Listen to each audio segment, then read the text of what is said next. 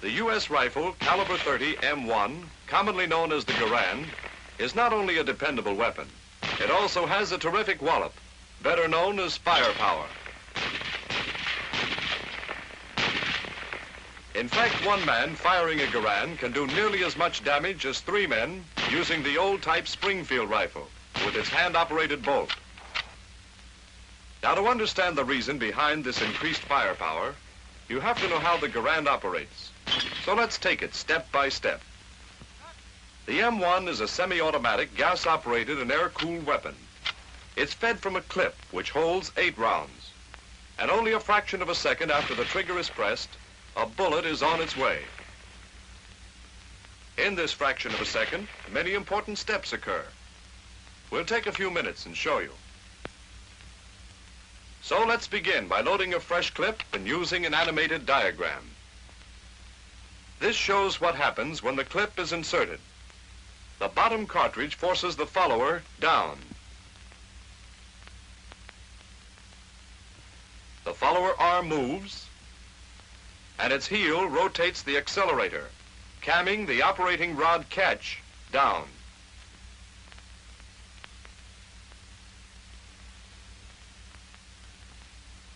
We'll now add the operating rod, spring, and bolt to the diagram.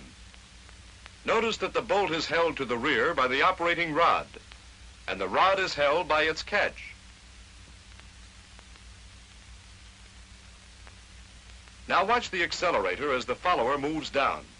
It rotates, camming the operating rod catch down. When the catch disengages, the rod starts forward, pushed by its compressed spring, and carries the bolt with it. Take a closer look at the bolt. As it moves forward, a cartridge is stripped from the clip and guided into the chamber by the feed ramp.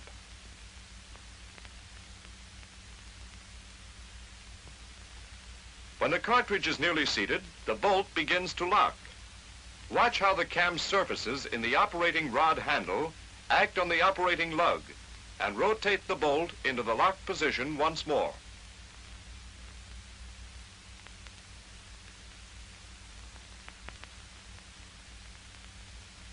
Here's the same action on the rifle itself.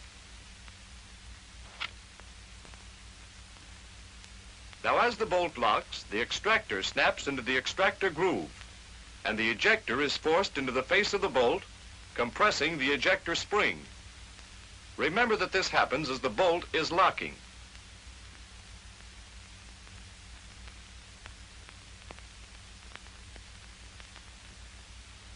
Let's stop here a minute, remove the barrel and receiver from the stock, and take a look at what's happening at the rear of the bolt as it locks. Here we are. Now watch the firing pin tang line up with a cutout slot in the receiver bridge when the bolt rotates. Here's the complete action of locking.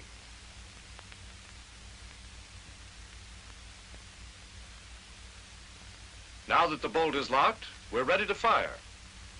The hammer was cocked and placed in this position when we opened the breech to load the clips. When the trigger is pressed, the trigger lugs rotate and the hammer hooks are released. The hammer spring forces the hammer forward. Before we fire, here's another point, a safety point in case the bolt is not locked. The bolt camming lug on the left side of the hammer engages in this cutaway portion on the bolt. If the bolt is not completely locked, either the lug will cam it into lock position or the hammer will not strike the firing pin tang. So much for the safety feature. Now back to the hammer again. The lug engages the cutaway portion of the bolt, and the hammer strikes the firing pin tang, driving the firing pin through the face of the bolt and igniting the round. The bullet travels along the barrel. Part of the exploding gases escape into the gas cylinder through the gas port, and this gas pressure drives the piston and operating rod back.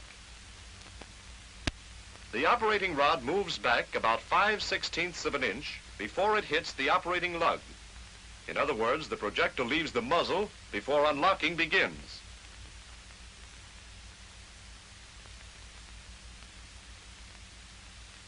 Then the cam surface in the rod handle hits the operating lug. The bolt turns, unlocking the lugs from the receiver.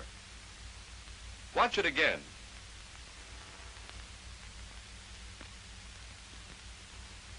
The left operating lug cams against a small surface in the receiver, withdraws the bolt slightly, and breaks the cartridge case loose. This is called initial slow extraction.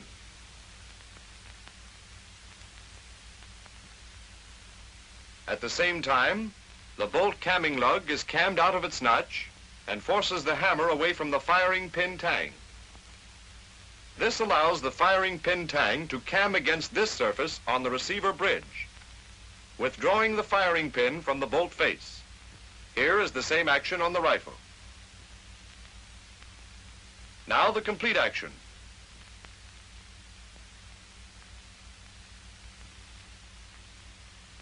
The bolt then is free to move on, and the operating rod continues back with the bolt, compressing the operating rod spring. As the bolt moves back, the extractor withdraws the empty cartridge case. As the neck of the case clears the breech, the ejector jumps forward, pushed by its spring. The case pivots about the extractor and up and out of the receiver.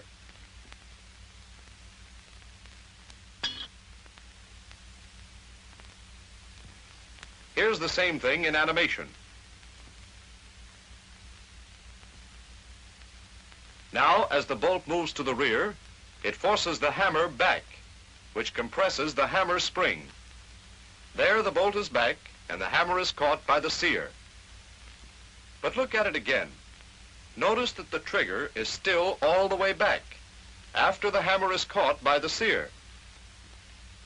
The reason is that the hammer is back before the finger can release the trigger. Watch this action in slow motion.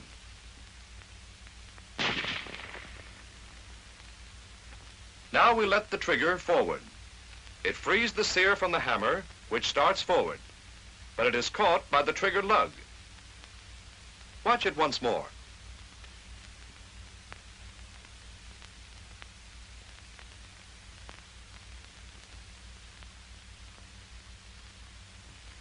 Let's take a look at this same action on the rifle itself. Here's the trigger mechanism. Watch the hammer move up and catch on the trigger lug as the trigger is released. It's a very slight movement.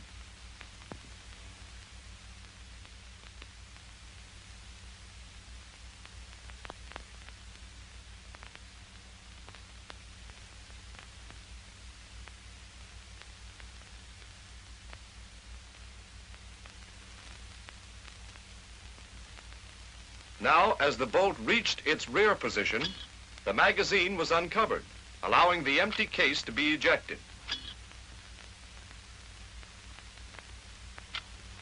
We'll use the diagram and take the bolt to the rear again. Notice the follower move up, pushed by the follower arm, rod, and spring.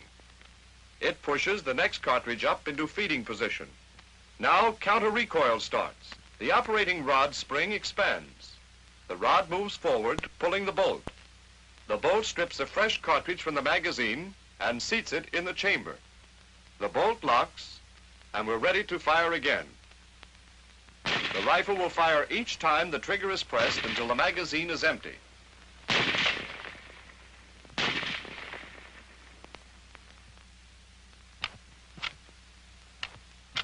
Then, when the bolt reaches the rear position, the follower is forced to the top of the clip, and the clip is ejected.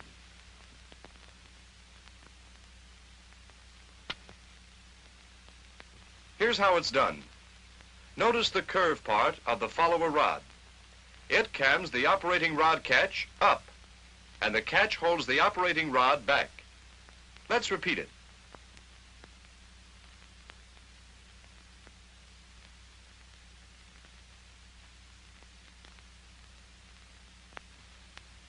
At the same time, the rear arm of the rod catch pivots, forcing this stud of the clip latch down. The clip latch spring is compressed, and the latch disengages from the notch in the clip. The clip ejector forces the clip up and out of the receiver.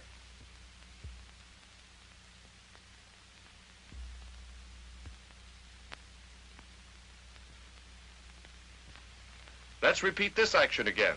The follower goes up. The operating rod catch is cammed up and catches the operating rod. The latch releases the clip and it's kicked out of the receiver.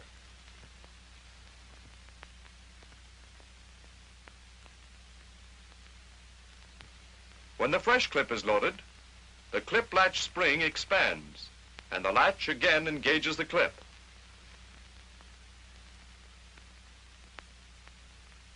The operating rod once more is released and the bolt goes forward, loading a new round. Now for the safety. To set the rifle at safe when it is cocked, pull back the safety so that it is inside the trigger guard.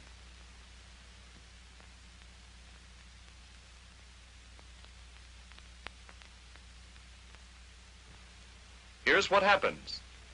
The safety rotates about the safety stud, and this hook engages the lug on the hammer. The trigger can't be pulled because the trigger lug is blocked by this hump on the safety. One more point.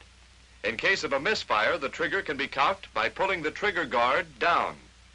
Watch the cocking action.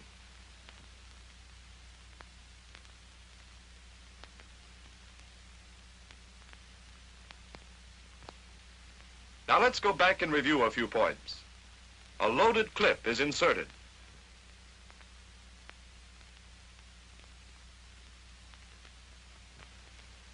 The follower arm and accelerator rotate, camming the catch down and releasing the operating rod, which starts forward. The rod and bolt move forward. A cartridge is stripped and guided into the chamber. Now the bolt begins to lock. At the same time, the extractor snaps into the extractor groove and the ejector is forced back into the bolt. The firing pin tang lines up with a cutout slot and we're ready to fire.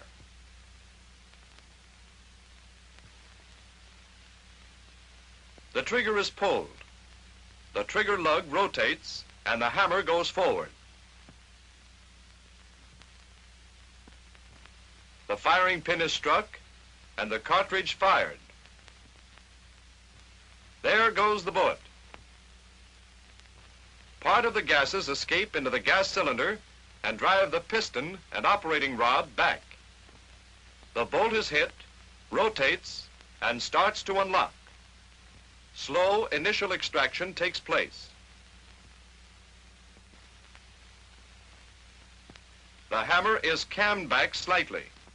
The firing pin is withdrawn from the bolt face.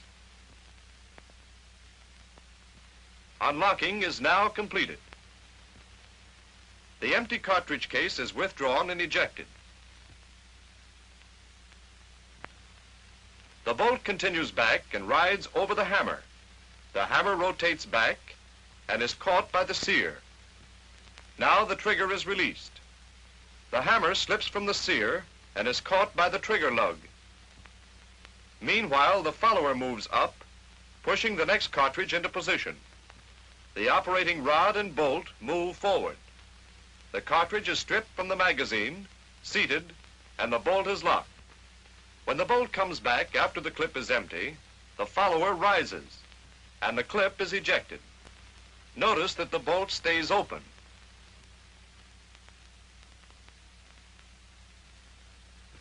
Well, that's the inside story of the M1 rifle, and it took quite a while to show what happens in just a fraction of a second. However, a knowledge of how the gun operates will help you plenty. Whether you're in the field or in the shop, if you know your weapon thoroughly, you can keep it firing.